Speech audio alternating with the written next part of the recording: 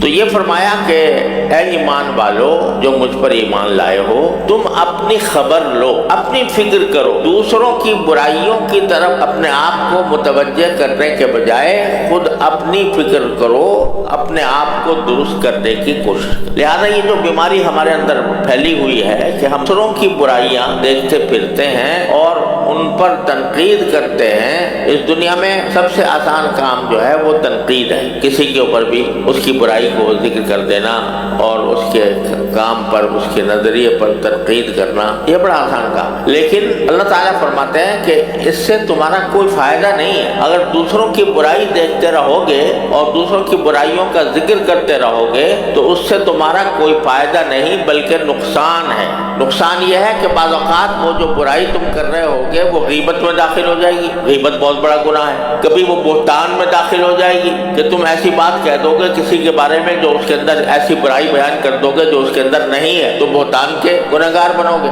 اور اگر کچھ اور نہیں تو کم سے کم وقت کا ضائع کرنا تو ہے ہی۔ کیوں؟ اس لیے کہ لا یضرکم من ضل اذا اہتدیتم، اگر تم سیدھے راستے پر ہو خود، تو اگر کوئی گمراہی کے راستے پر جا رہا ہے وہ تمہیں کوئی نقصان نہیں۔ ہر ایک کا عمل اس کے اپنے ساتھ، اگر کوئی شخص برا ہے اسے اس کا کوئی تعلق نہیں، سوائے اس کے کہ نصیحت کر دیا کرو، کبھی کبھی اس کو اللہ تعالیٰ کی طرف بلا لیا کرو، لیکن اس کی گمراہی کا یا اس کی غلط کاری کا انجام وہ خود بھگتے گا، وہ جانے اور اس کا اللہ جانے، وہ تمہیں نقصان نہیں پہنچا سکتا۔ تمہارا جو کچھ تمہارا انجام ہونا ہے وہ تمہارے اپنے عمل سے ہونا ہے، خود تم جس طرح کے ہوگے اسی سے متعلق تمہیں اللہ تبارک و تعالیٰ تمہارا فیصلہ فرمائیں گے۔ دوسروں کے عمل تمہارے اوپر کوئی اثر انداز نہیں ہو۔ ہر ایک آدمی کا اللہ تبارک و تعالیٰ نے الگ حساب کتاب رکھا ہے، وہ جانے اور اس کا اللہ جانے۔ اسی وجہ سے کہا گیا ہے،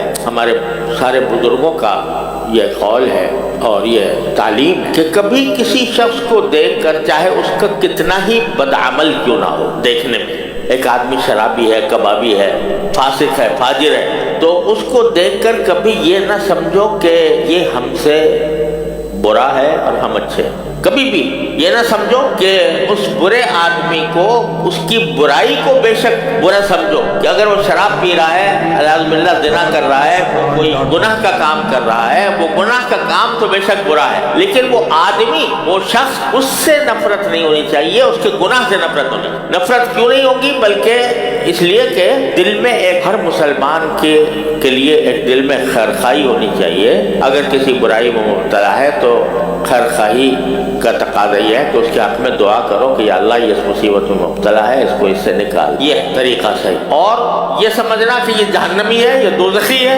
اعوذ باللہ، اور ہم جنتی ہیں، یہ انتہائی غلط نقطہ نظر ہے جو بعض لوگ مرتبہ دلوں میں پیدا ہو۔ ارے تمہیں کیا پتا کہ اس کا کوئی عمل ایسا ہو جو اللہ تعالیٰ کو، تمہیں کیا پتا کہ اللہ تعالیٰ اس کو توبہ کی توفیق دے دے اور توبہ کی توفیق ملنے کے بعد وہ تم سے کہیں آگے نکل جائے۔ لہذا کبھی بھی کسی بھی مسلمان کو حقیر نہ سمجھ، اس کے اگر گناہ ہیں، اس کے کرتوت خراب ہیں، اس کے اعمال خراب ہیں، ان اعمال کو بے شک برا سمجھ، وہ اعمال خراب ہیں، اور دعا کرو کہ اللہ اس سے ان کو نجات دے دے، اور یہ بھی دعا کرو کہ اللہ مجھے اس سے محفوظ رکھ۔ لیکن اس کی وجہ سے اس کی ذات سے نفرت کر کے اس کو جہنمی نہ سمجھو۔ یہ نہ کہو یہ دوزخی ہے، یہ جہنمی ہے۔ جہنم اور جنت کا فیصلہ تمہارے پاس نہیں ہے، جہنم اور جنت کا فیصلہ اللہ تعالیٰ کا۔ آپ کو واقعہ سنایا تھا کہ شخص تھا کہ جو ساری زندگی گناہ میں گزری، لیکن کوئی ایک عمل اللہ تعالیٰ پسند آ گیا، اللہ تعالیٰ نے اس کی مغفرت کی۔ تو خدا جانے، اسی لیے حدیث میں فرمایا کہ العبرۃ بالخواتیم، اعتبار جو ہے وہ انسان کے آخری عمل کا ہو، مرنے سے پہلے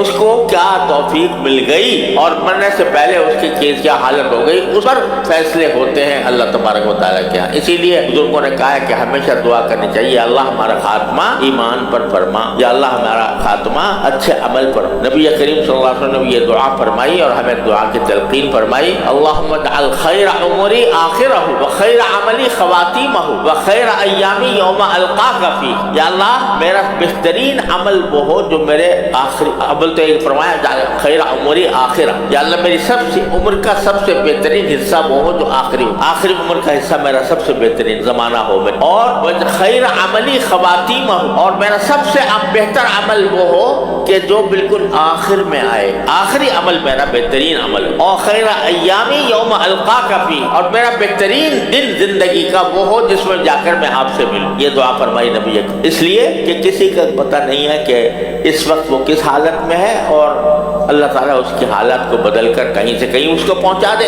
بے شمار مثالیں ہیں تاریخ میں ایسے لوگوں کی کہ جو اللہ تعالیٰ کے فضل و کرم سے اپنے آخری عمر کے اندر وہ بہت متقی پرہیزگار ہو گئے، باوجود کہ پہلے وہ فاسق و فاجر نظر آتے تھے۔ تو اس وجہ سے کسی بھی دوسرے کو اپنے سے حقیر ہرگز نہ سمجھنا چاہیے۔